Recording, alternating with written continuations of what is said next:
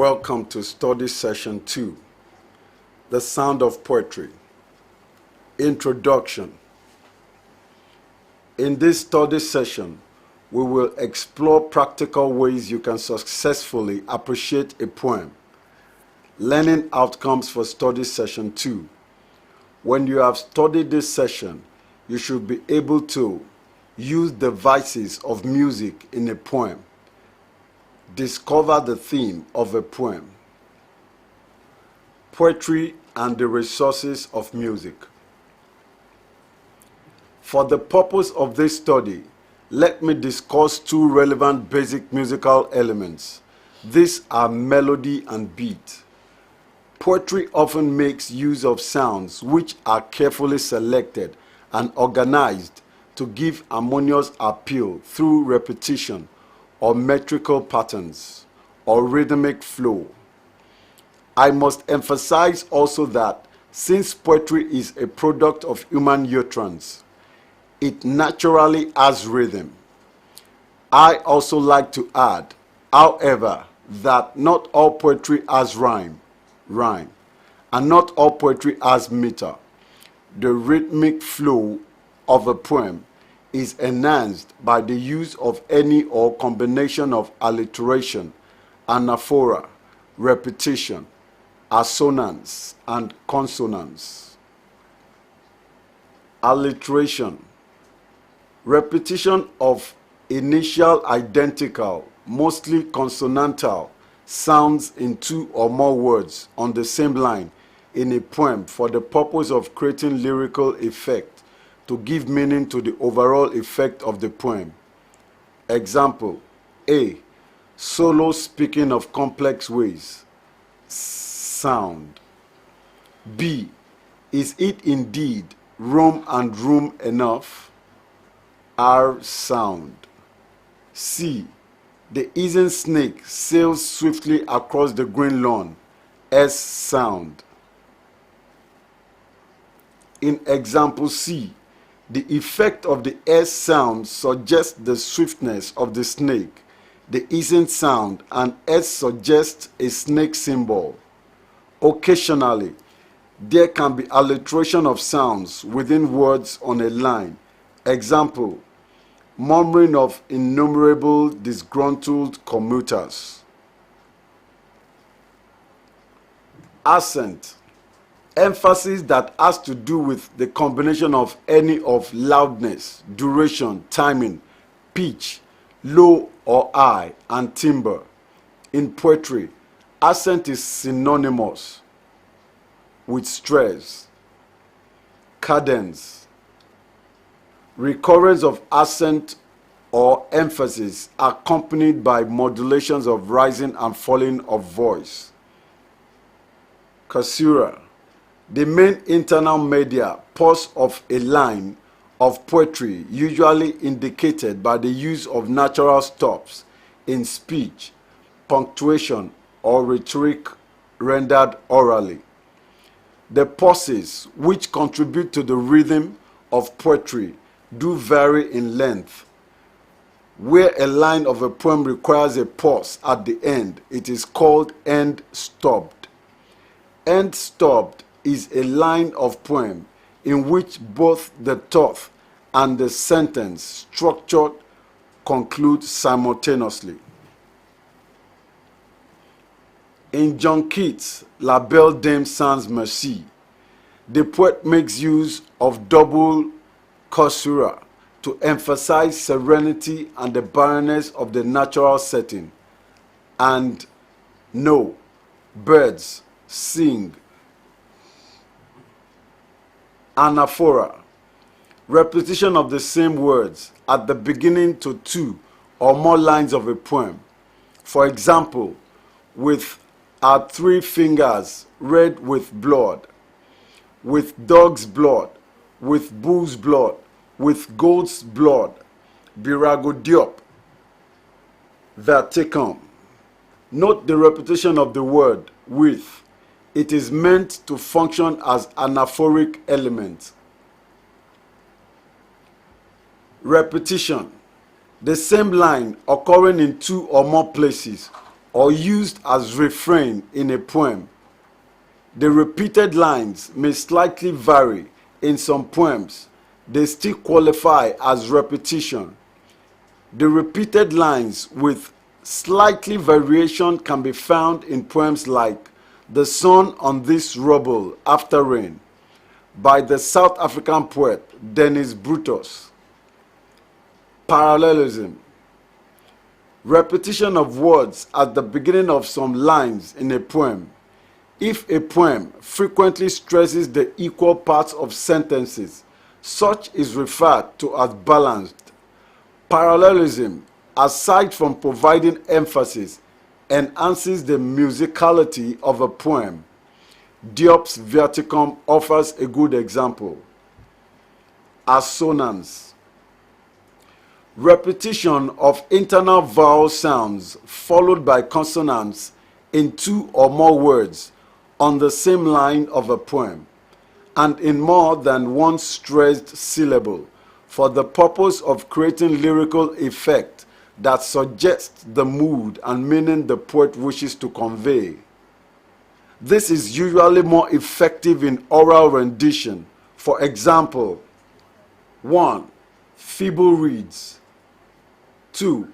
Often we will our real desires. 3. Blake bricks the snaking flakes. 4. Float goat. Consonants. Repetition of similar consonantal sounds at the middle or end of two or more words on the same line of a poem. Example: terrible, trouble. Sounds in poetry are similar to melody in music. Similarly, music has beat, and so do some poems. Often, poems have meters, and where they lack them, there is rhythm. In other words, as we have mentioned much earlier, not all poems have meters and or rhymes, but certainly all poems have rhythm. Besides the earlier mentioned musical sources, other elements of music employed by the poet include rhymes, refrain, onomatopoeia, euphony, and cacophony. Other ways by which lyricism is achieved in poetry is through a conscious arrangement of accents. There is the need to explain further this constituent in this arrangement of accents. Rhythm.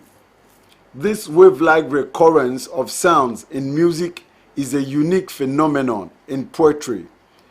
It is the flow of words and phrases or the movement of thought which helps to convey mood and meaning in poetry. Any fixed pattern of rhythmic arrangement of words is called meter. In other words, meter is a special kind of rhythm. It is a pattern that has to do with the stressed and unstressed syllables. Foot, usually this contains one or two syllables only. One unstressed syllable with one stressed: an, iamb, arise. 2. One stressed syllable with one unstressed: a, trochi, welcome. 3. Two unstressed syllable with one stressed: an, anapest, in my heart. 4. One stressed syllable with two unstressed: a, dactyl, photograph. 5. Two unstressed syllables: a, spondy, my name. 6. A monosyllabic foot, stressed or unstressed: come or a of in. 7. One stressed syllable between two unstressed: an, amphibral, Jehovah. Line. Usually a line can have one or more feet. 1 foot, monometer. 2 feet, diameter. 3 feet, 3 meter. 4 feet, tetrameter, 5 feet, pentameter, 6 feet, hexameter. Rhyme. It suggests simply the use of matching sounds at the end of 2 or more lines of poetry. Types of rhymes include 1.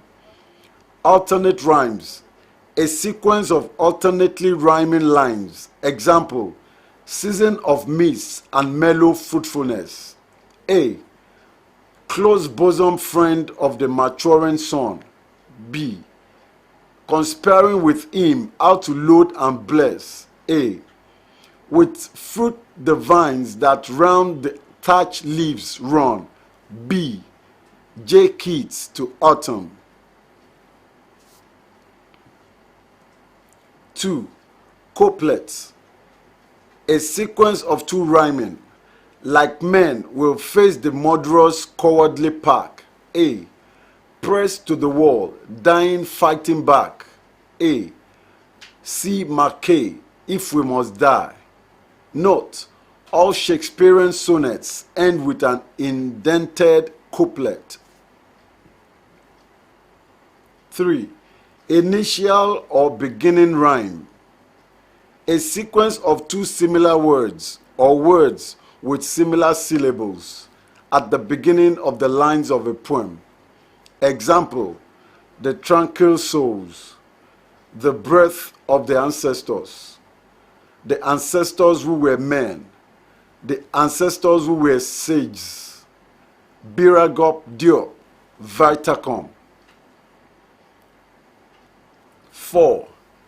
End rhyme, rhyme that occurs at the end of the lines. Example, and I have raised my 3 fingers towards the moon, towards the full moon, the full naked moon, beyond the seas and further still, beyond the sea and further, further still.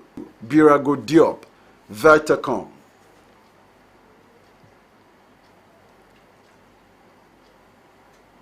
5. Visual or eye rhyme, a sequence of 2 or more visually that appear correct from the spelling, sound effect or pronunciation is half rhyme. Example, come live with me and be my love, and we will all the pleasures prove, and if these pleasures may thee move, come live with me and be my love.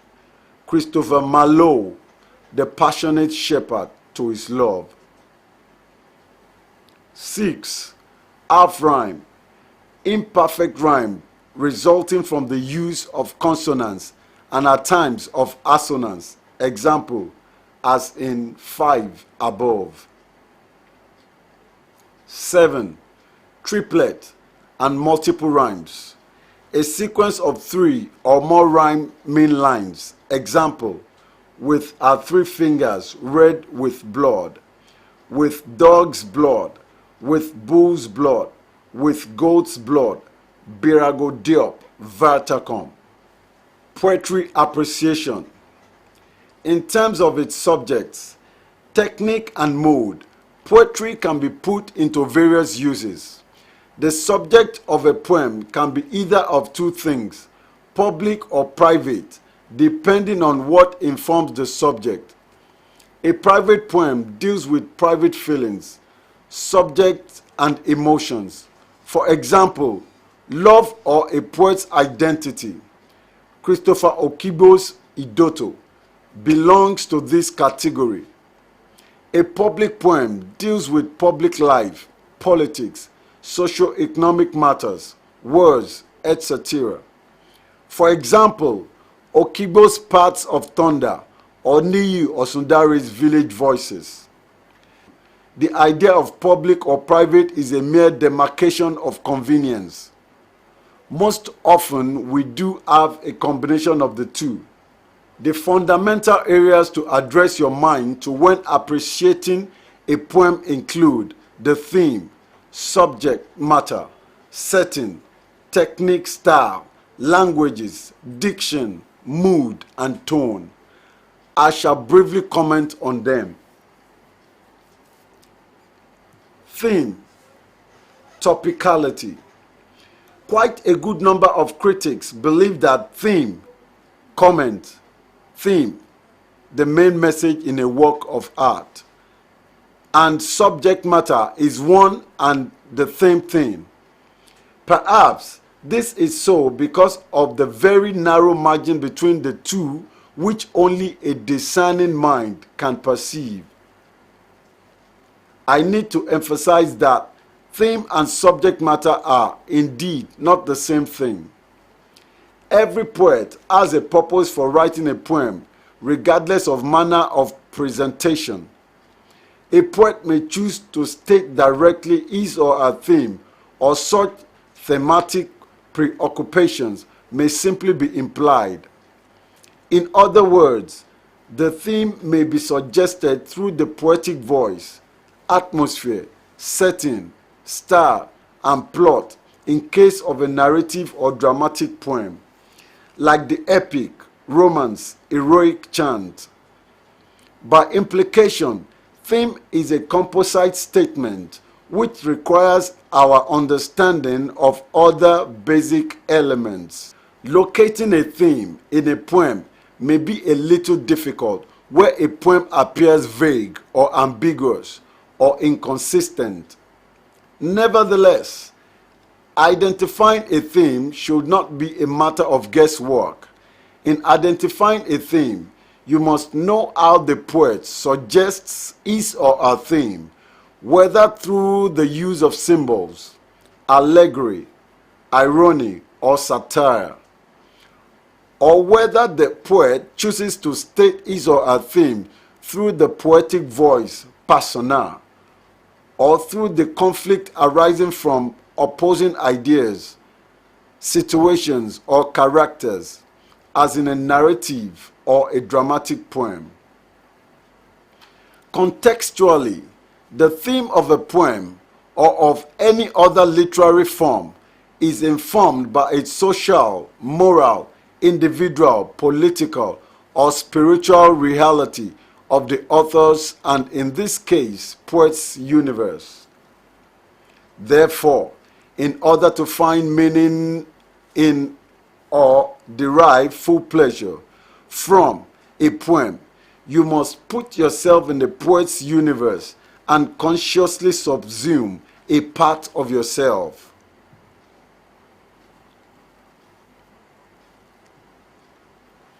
Since theme is the key or central meaning or message or idea in a literary work, in this case, a poem, it must therefore be emphasized that it is not the same thing as subject matter.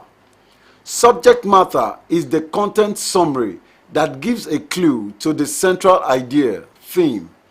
In other words, subject matter makes the theme deducible. The illustration below further explains the correctness of this latter position. It is a simple animal story entitled Rebellion.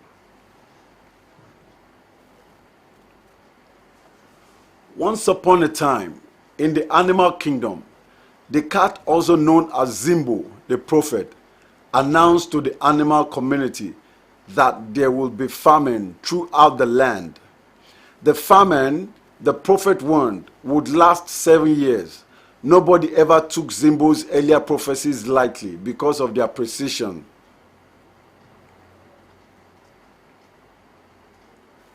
King Lion therefore summoned all his subjects to deliberate on how to avert the impending doom. At last, it was decided that the animals would collectively cultivate a very large farm and store its produce after harvesting them in a very big barn, from which members of the community would receive their daily supply for the period of the famine. The following week, all the animals, including the young ones and their mothers, set to work. After several months, the task was completed. A very hard task, no doubt. The animals left for their respective homes to attend to other personal matters while waiting for the harvest, which again they agreed was to be collectively carried out. Throughout the period of the hard labor, a family was missing.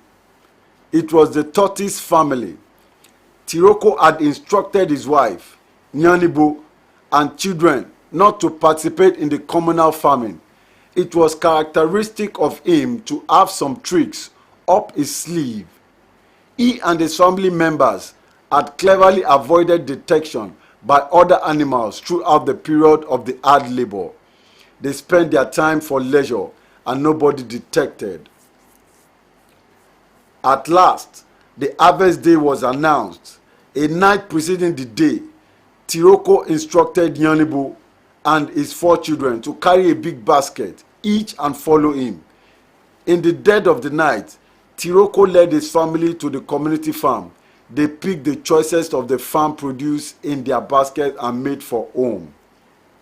On the way, a light wind gradually gave way to violent storm, uprooting and felling giant trees. The tortoise family was forced to seek refuge under an iroko tree with the hope that whenever the storm abated, it would continue on its journey. But the storm became more and more violent. Suddenly, the quaking iroko tree was uprooted by the force of the violent storm. Before Tiroko and his family could move or think of anything to do, the iroko tree came, crashing heavily on the 6-member family. Tiroko, Nyanibo, and their 4 children were crushed to death. The end of the story. For you to identify the theme of the story, you must pay close attention to the intention of the narrator. What does he want to achieve? What does he aim at? It is the story of a rebellious family. Yes, but it is more than that. The core message of the passage is the same thing as the theme.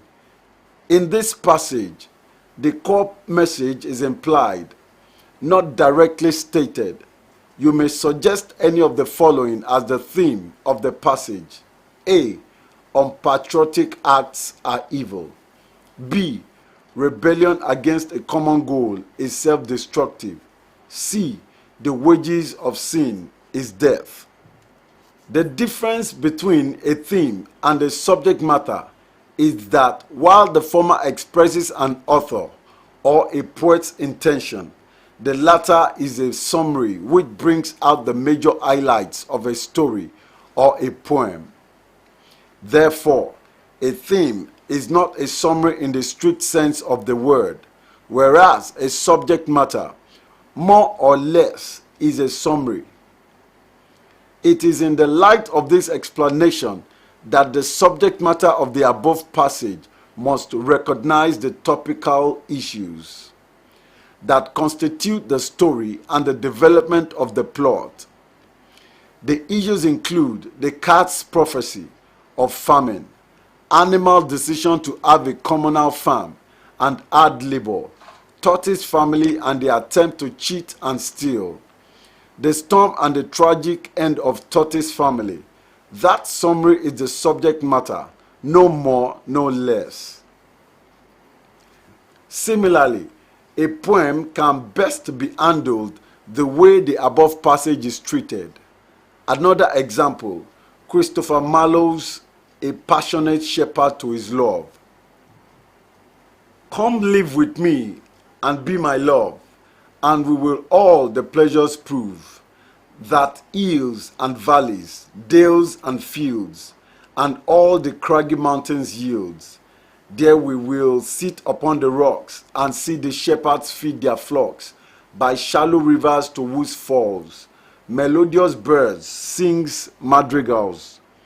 And I will make thee beds of roses with 1,000 fragrant posies, a cap of flowers and a kettle, embroidered all with leaves of myrtle, a gown made of the finest wool, which from our pretty lambs we pull, fair lined slippers for the cold, with buckles of the purest gold, a belt of straw and ivy birds, with coral clasps and amber studs. And if these pleasures may thee move, come live with me and be my love. The shepherd swains shall dance and sing for thy delight each May morning If these delights thy mind may move, then live with me and be my love. For you to arrive at the theme of this poem, you have to examine what the poet's intention might possibly be. The poem is, no doubt, an appeal by the poetic persona to his lover to join him in what seems to be a paradise. Many students and critics have often taken this to be the theme. While this is partly correct, a more critically look at the poem is likely to reveal the obvious, which is that more prominence is given to nature than to the lady. The poet is more preoccupied with the celebration of the beauty and the abundant riches of nature, like most pastoral poets, than with some other considerations. Therefore, the theme of the poem is largely a celebration of the beauty and the abundant riches of nature. The subject matter is expected to take cognizance of the topical highlights in the poem, the poet's invitation to his lover, the beauty of the physical feature, hills, valleys, rivers, unpolluted natural music, the unadulterated natural resources, all of which are seductive enough to lure the poet's love to his paradise. In other words, while theme is the central concern or central idea of a poem or any literary work, or a central concept which a work embodies, like war, love, sorrow, or happiness, etc., subject matter is a broader summary which highlights the topic stages of a literary work. Diction. This is the poet's choice of words in the poem. Often young poets and students have associated strange and usually inaccessible words with poetry. This has been proved wrong over the years. Okot P. Bitek's or Niyi Osundari's or Ademola da Silva's poetry is characterized by simple everyday diction, and yet they are poetic because of the manner of the word usage. What time of night it is, I do not know, except that, like some fish doped out of the deep, I have bobbed up bellywise from stream of sleep, and no cockscrow. J.P. Clark's Night Rain. Anthem for Doomed Youth. Wilfred Owen. What passing bells for these who die as cattle? Only the monstrous anger of the guns, only the stuttering rifles' rapid rattle can patter out their hasty horizons. No mockeries now for them, no prayers nor bells, nor any voice of mourning save the choirs, the shrill, demented choirs of wailing shells, and bugles calling for them from the shears. What candles may be held to speed them all? Not in the hands of boys, but in their eyes shall shine the holy glimmers of goodbyes. The polar of girls' brows shall be their pearl, their flowers the tenderness of patient minds, and each slow dusk a drawing down of blinds, our emphasis.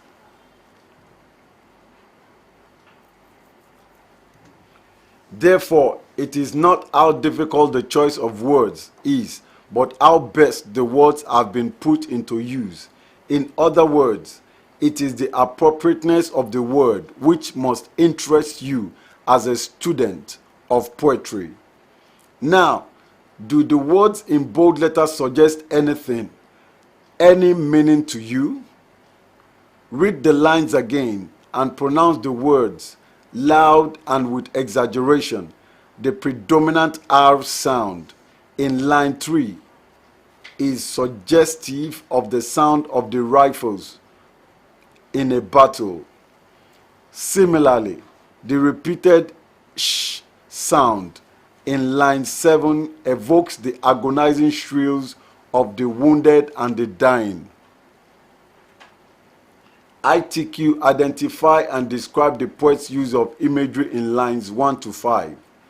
ITA, in the first line, the image of cattle is evoked to portray the worthlessness of those dying. Line 2 makes us think of guns as monstrous beings, while line 3 makes us think of them as stutterers struggling with consonants, rattling. In line 4, their fleeting lives become hasty horizons. Form. Form is the shape or structure of a poem. The form of a poem involves how the word order, sentence and rhythmic structures, example, repetition, etc., are determined. Inclusive are terms like stanzas, regular or irregular, lyrical ballads, couplet, sonnet, blank, and free verses. It is important not only to recognize a poem as a sonnet, etc., but what effect such form has on the subject. Octave presents a situation or raises a philosophical question. The sestet profiles the poet's thoughts or solution to the same. I hope to make available to you relevant examples of some of the poems at the appropriate time under a different heading altogether. A. Blank verse. A form of poetry with unrhymed iambic pentameter. It is a form commonly used in poetic drama. For example, some Shakespearean plays and dramatic poems like John Milton's Paradise Lost. Blank verse, by its nature of form, is naturally close to speech than most metric lines. Although it is regular, but this is often with slight variations of the iambic pattern by means of run-on lines. For example, whoever loves, if he does not propose. The right true and of love is one that goes to sea for nothing but to make him sick. And love's beer wealth born, if we're leak, our love, and force it new strange shapes to take, where and of a lump monster make. John Donne, Elegy 18, Love's Progress. B. Free verse. The meter of much of modern poetry is free verse. Free verse does not suggest metric liberty. It simply means that the control of the verse is informed by the poet's own emotion or stream of consciousness and not by an external order or rule. Despite the non-adherence to any given rigid pattern, the poetry creates its own internal rhythm. It is based on the irregular rhythmic cadence. Modern poetry has order and a great deal of restraint. In Memoriam, Leopold Sédar Senghor. Sunday. The crowding stony faces of my fellows make me afraid. Out of my tower of glass, haunted by headaches and my restless ancestors, I watch the roofs and hills wrapped in mist. Wrapped in peace, the chimneys are heavy and stark. At their feet my dead are sleeping, all my dreams made dust. All my dreams, blood freely split along the streets, mingled with blood from butcheries. And now, from this observatory, as if from the outskirts of the town, I watch my dreams listless along the streets, sleeping at the foot of the hills, like the forerunners of my race on the banks of the Gambia and the hills, now of the Seine, at the foot of the hills. Let my mind turn to my dead. Yesterday was All Saints, the solemn anniversary of the sun. In all the cemeteries, there was no one to remember. O dead who have always refused to die, who have resisted death. from the Seine to the Seine, and in my fragile veins, you, my unyielding blood. Guard my dreams as you have guarded your sons, your slender, limbed wanderers. O dead, defend the roofs of Paris in this Sabbath mist. Roofs that guard my dead, that from the dangerous safety of my tower, I may go down into the street to my brothers whose eyes are blue, whose hands are hard. The Vulture, David Diop. In those days, when civilization kicked us in the face, when holy water slapped our cringing brows, the vultures built in the shadow of their talons, their blood-stained monument of tutelage. In those days, there was painful laughter on the metallic air of the roads, and the monotonous rhythm of the paternoster drowned the howling of the plantations. Oh, the bitter memories of extorted kisses, of promises broken at the point of a gun, of foreigners who did not seem human. You who know all the books but knew not love, nor our hands which fertilize the womb of the earth, hands instinct at the root which revolt, in spite of your songs of pride in the Channel houses, in spite of the desolate villages of Africa torn apart. Hope lived in us like a citadel, and from Swaziland's mines to the sweltering sweat of Europe's factories, spring will be reborn under our bright steps. ITQ differentiate between blank verse and free verse. ITA blank verse does not follow rhyming patterns, while free verse does not follow strict metrical patterns. Structure. The structure of a poem, like any literary text, is the result of a conscious arrangement of the material or the various elements from which the text is put together and integrated for the purpose of providing a unified vision that underlies the text.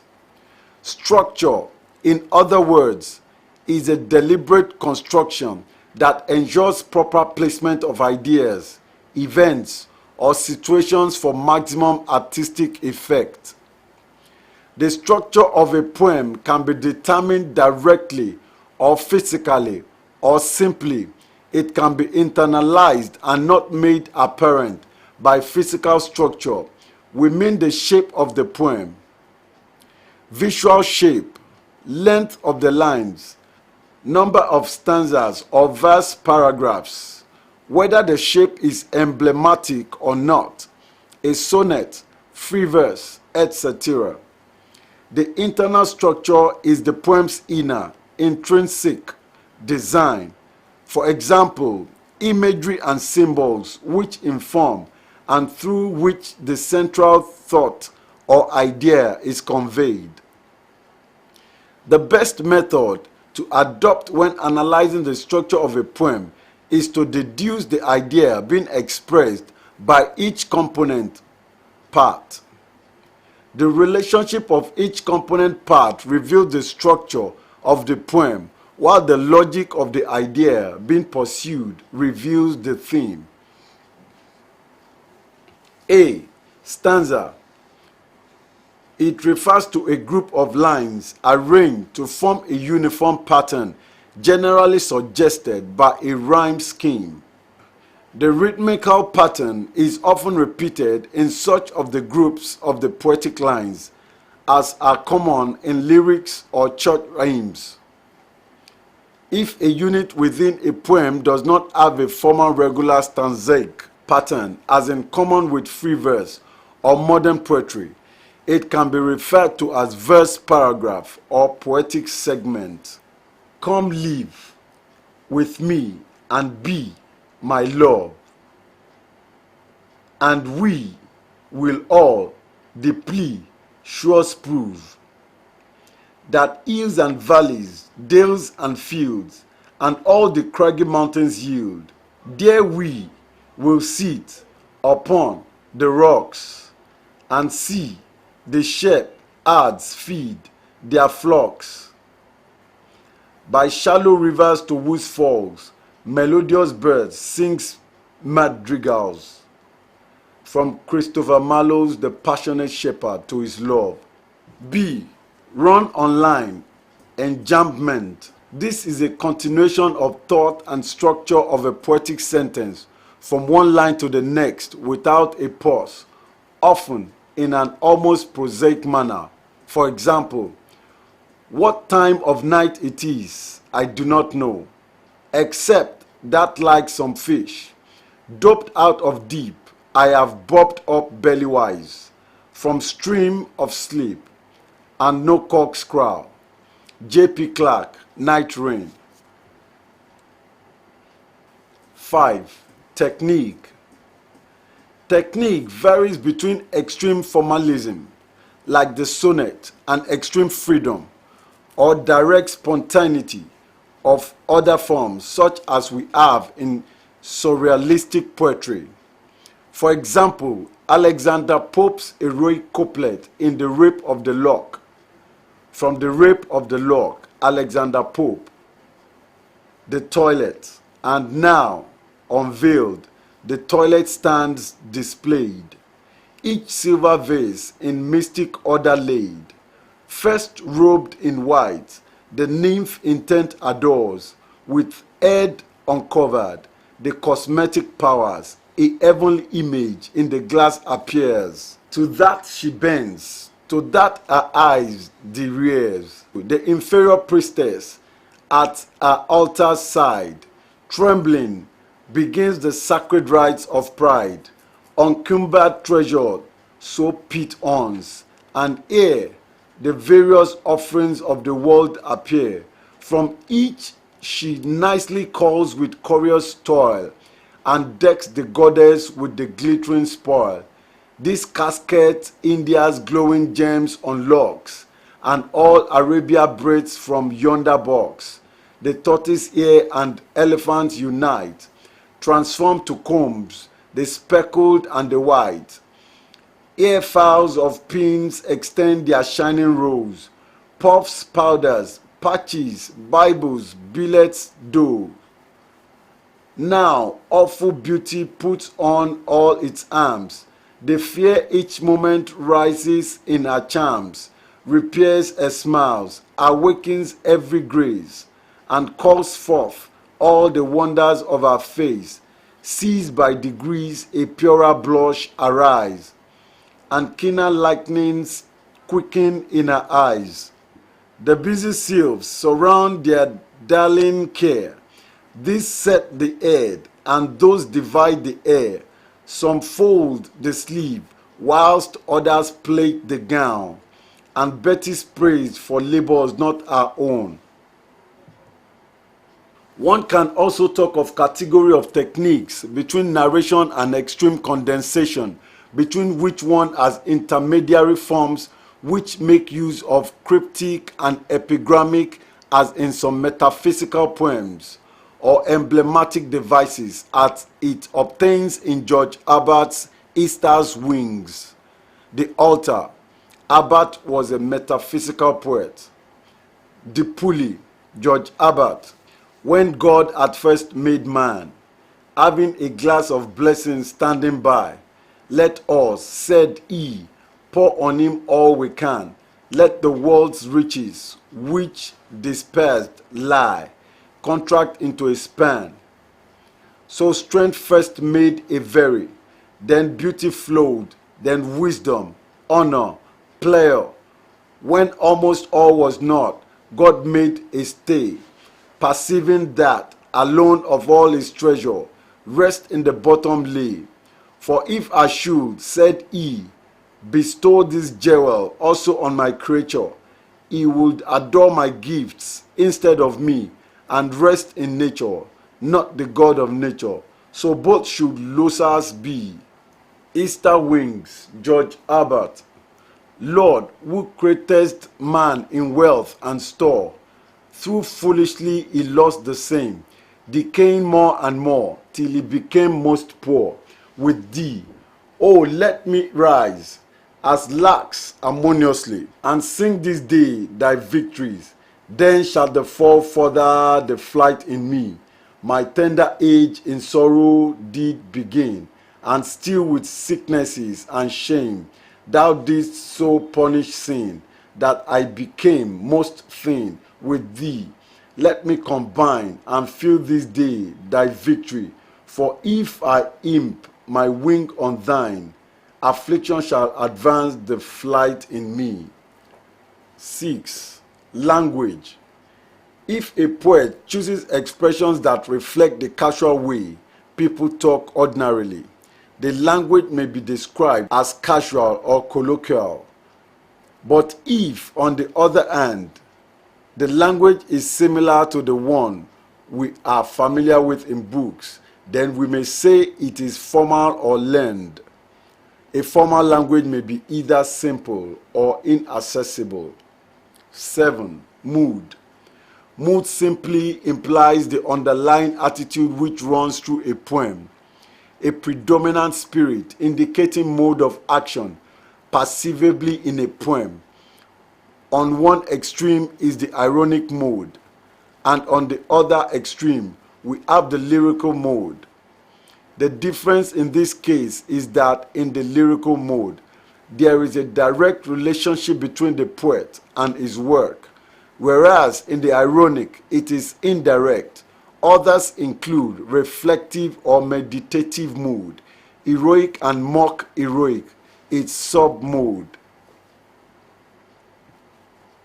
8. Tone.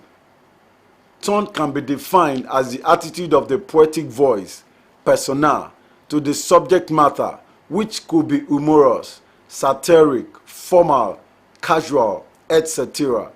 Tone is determined through the personality of the poetic persona whose voice we hear in the poem. The quality of his voice as perceived by the listening or reading audience. It is important to emphasize here that the I voice in a poem is not necessarily the poet's. The I is the poetic voice or the poetic persona and should be treated as such. Similarly, the listener may not necessarily be you or me. The poetic persona may be addressing someone other than the listener or reader. Study session summary. In this study session, you examine how to appreciate a poem. In other words, how to identify in a poem the theme, form, structure, and so on. End of study session 2. Thank you for listening.